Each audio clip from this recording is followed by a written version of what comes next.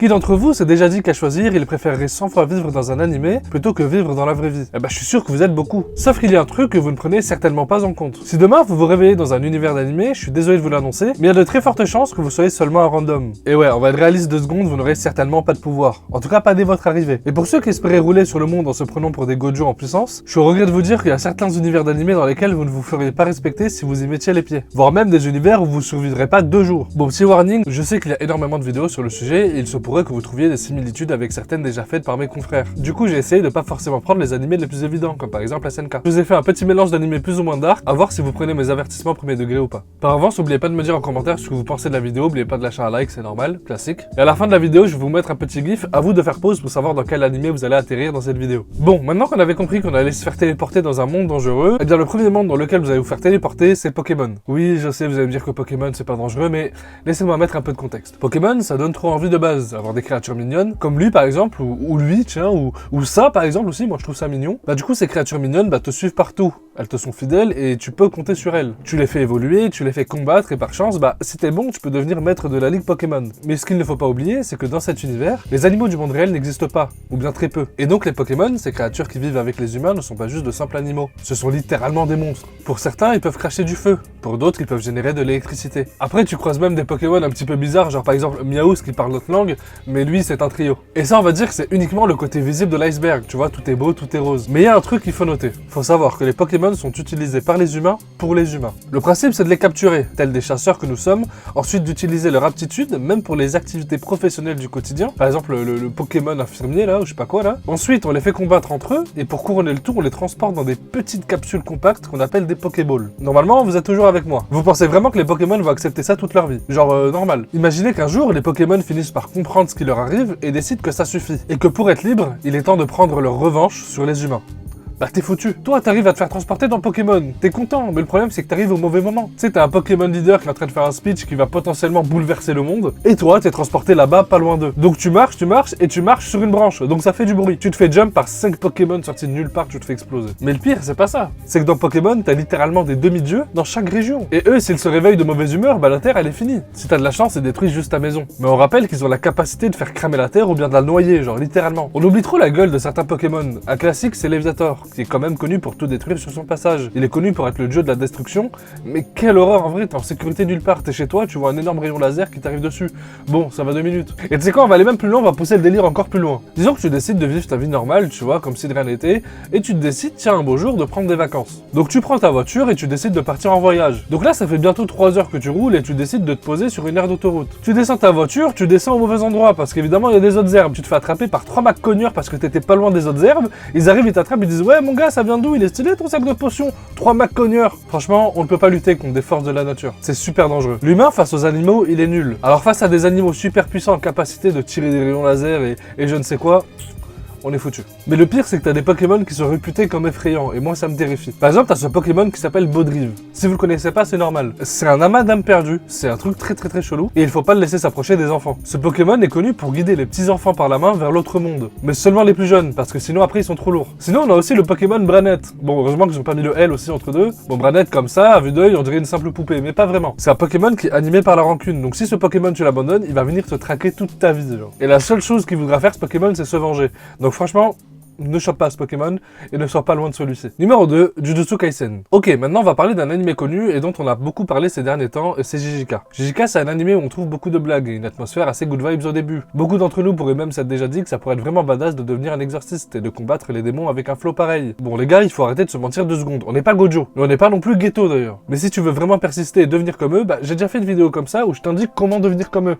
N'hésite pas à aller check. Depuis la dernière saison de JJK, on a bien commencé à sentir qu'au final, le monde de JJK est très sombre et que si les mauvais fléaux commencent à prendre le contrôle, et en tant qu'humain random, tu finis vite dans la merde. Bon, on va faire le point. On parle quand même d'un monde où il existe de l'énergie occulte, qui est là, qui est partout, et qui nécessite que des personnes comme des exorcistes qui la maîtrisent en combattant les fléaux pour protéger les humains. Là, normalement, t'es d'accord avec moi. Ok, maintenant imaginons que toi, random, t'atterrisses dans JJK et que malheureusement, il n'y a pas d'exorciste pour te sauver. Ouais, désolé les filles, mais Gojo n'est pas disponible. Je sais que vous mourriez d'envie de le voir parce qu'il est trop beau et trop stylé, mais malheureusement, il est pas là. Geto non plus d'ailleurs, il est pas là, mais de toute façon, heureusement qu'il soit pas là parce que si vous voyez, vous verrez comme ça. Filthy monkey who can't even use jujutsu. Donc du coup, plusieurs options s'offrent à toi et aucune ne va te plaire. Petit A, il y a forcément un moment dans ta vie où quelque chose va te faire ressentir quelque chose de négatif. De la peur, de l'angoisse, tu passes à côté d'un bâtiment abandonné ou à côté d'un cimetière, bah tu stresses parce que t'entends un bruit bizarre. Bah là t'es dans la merde parce qu'un putain de démon avec cette gueule risque d'être créé et de se nourrir de ton émotion négative et il va plus jamais te lâcher. Donc en fait ce qui va se passer c'est que tu vas créer un genou de la faillite bancaire, il va s'accrocher à toi et t'auras des dettes toute ta vie.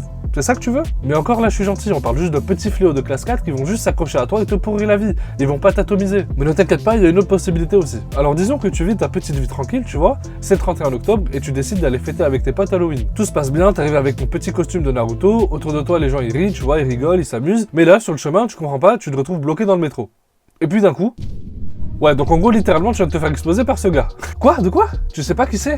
Non, t'abuses, faut vraiment que t'ailles faire un tour sur ma chaîne parce que vraiment, c'est pas possible. Lui, c'est Sukuna, le fléau ultime de classe S. Ah, t'as pas eu de chance, le mec a été libéré, il s'ennuyait, il t'a littéralement désintégré. Ah bah oui, le mec t'a littéralement tué en jouant à Fruit Ninja contre Mahoraga quand même. Faut le faire. Alors sinon, on a une dernière possibilité. On sait pas trop si c'est mieux ou pire, ou si c'est ok, bon, tu verras par toi-même. Déjà, on va remettre les choses au clair. On s'estime heureux déjà de pas voir les fléaux, parce que frère, quelle horreur, tu vois un arbre courir dans tous les sens, avec un mec qui a une tête de volcan, bon, c'est un peu la galère, tu vois. Mais honnêtement, je vais donner mon avis. Je préfère me faire cramer par lui plutôt que le troisième choix qui s'applique à moi. C'est-à-dire que ce gars-là, Mahito, qui débarque et qui me transforme en ce truc. Ouais, vous avez bien compris, vous devenez cette larve. Pas de retour en arrière et du coup ce fléau va vous utiliser comme des marionnettes pour combattre. En gros, vous existez plus quoi. Bon alors, vous êtes convaincus ou pas? Numéro 3, Dragon Ball. Le truc avec Dragon Ball, c'est qu'on suit l'histoire d'un mec qui devient de plus en plus fort pour taper des méchants. L'affrontement entre le bien et le mal est permanent. Et toi, dans cet univers, bah tu seras littéralement juste une victime collatérale. Et déjà, rien que dans la vraie vie à cause de cette œuvre, t'es une victime. Le problème avec Dragon Ball, c'est le nombre de petits gamins qui se sont explosés les cordes vocales à vouloir se transformer en Super Saiyan. Sauf que malheureusement dans ce monde, bah vous en êtes pas un. Vous serez simplement un random dans une terre genre inhabitée, tu vois, et vous allez tout simplement vous retrouver nez à nez avec ce genre de trucs. Des putains de dinosaures bordel dans Dragon Ball, mais des personnes ne s'est dit tiens faut aller leur rafaler et les exploser ces trucs là. Ça c'est uniquement dans les milieux ruraux de Dragon Ball, mais imaginez vous habitez dans une ville. Tous les 5 ans t'as un énorme monstre qui vient menacer la terre, mais avant ça il est obligé de passer par ta ville, comme par hasard. Sinon tu peux aussi tomber sur Cell, une sorte de mutant créé par le Dr Gero pour tuer Goku. Et dès qu'il sort de son cocon, il est tout frêle et faible. Pour survivre, il est obligé d'aspirer l'énergie des humains. C'est pas mal. Regardez-moi cette horreur. Honnêtement, je préfère que Beerus explose la terre avec son doigt plutôt que d'être face à ce truc. Bah franchement, c'est terrifiant. Il est littéralement en train de le boire là. C'est quoi ce truc là? Mais je comprends pas. Qu'est-ce qu'il fait là? Mais il fait quoi là? Mais qu'est-ce qu'il fait? Le mec il a disparu. Et de toute façon, si c'est pas les méchants, bah c'est les gentils. Par exemple, Goku qui se transforme en SSJ3 et qui explose tout sur 500 km. T'as des bâtiments qui tombent, t'as des baies vitrées qui explosent, mais il y a forcément un mec qui est mort en se prenant une énorme vide sur la gueule. Et cette personne, tu sais très bien qui c'est.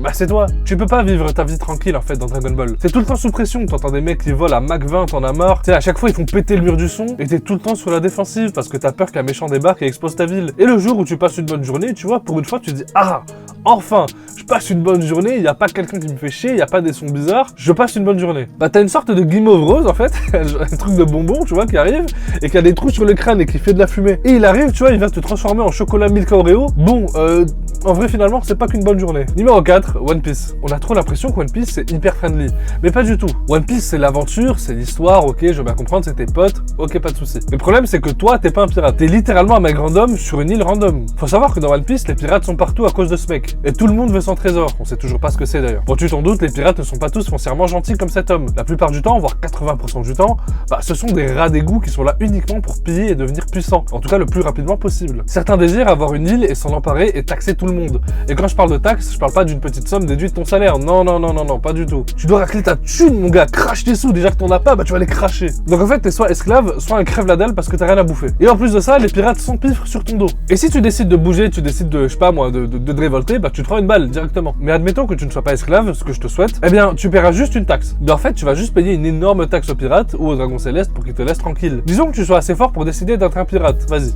Je te le laisse. Bah en fait, tu seras quand même pourchassé à vie par la marine et quoi qu'il arrive, bah il y aura d'autres pirates qui vaudront ta peau parce que tu auras forcément une prime sur ta tête. En sachant que si par hasard tu trouves un fruit du démon et tu te dis nickel, bah je vais le manger, ça va peut-être me donner un pouvoir de fou, ce que je te souhaite. Oui, ok, tu deviendras peut-être un peu plus fort, mais tes possibilités de survie n'en seront pas forcément multipliées pour autant parce que tu seras condamné à ne plus entrer en contact avec l'océan. Donc ne plus pouvoir nager, c'est moins pratique si tu deviens un pirate. Et attention, évidemment que ton fruit sera de la merde. Là, tu penses qu'il va te bien, non.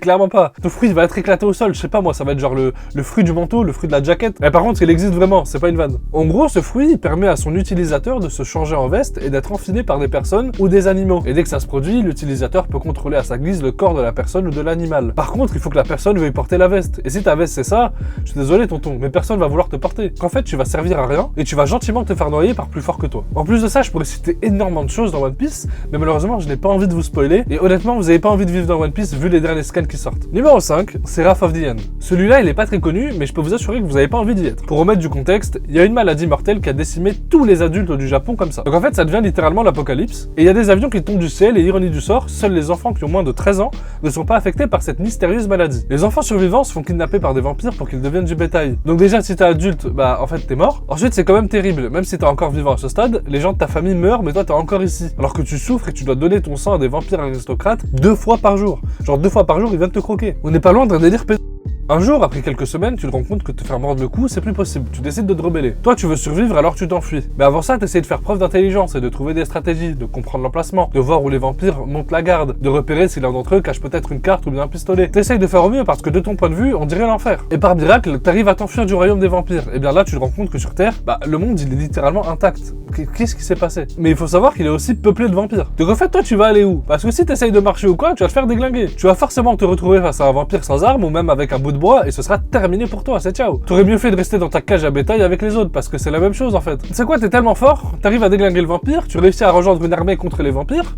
Ok, eh bien attention, spoiler, je vais spoiler l'animé, si vous l'avez pas vu, je vous conseille de déguerpir, si vous voulez rester, vous êtes des vaillants. Eh bien à un moment donné, les trompettes de l'apocalypse sonneront. Et bon, c'est la fin du monde. En fait, ce que t'as pas compris, c'est que quoi qu'il arrive dans cette œuvre, t'es mort. Merci à vous d'avoir regardé cette vidéo, j'espère qu'elle vous aura plu. Dites-moi en commentaire ce que vous en pensez, n'oubliez pas de lâcher un like, de mettre un petit abonnement, c'est important pour le référencement, merci de me soutenir. À partir du moment où vous faites pause, vous aurez l'univers qui sera attribué pour vous. Dites-moi dans les commentaires si vous êtes dégoûté ou pas. Et si vous voulez une partie 2, dites-le moi aussi, bref, vous savez quoi faire, merci à vous. Et on se dit à très bientôt pour une nouvelle vidéo, c'était Jonas, ciao.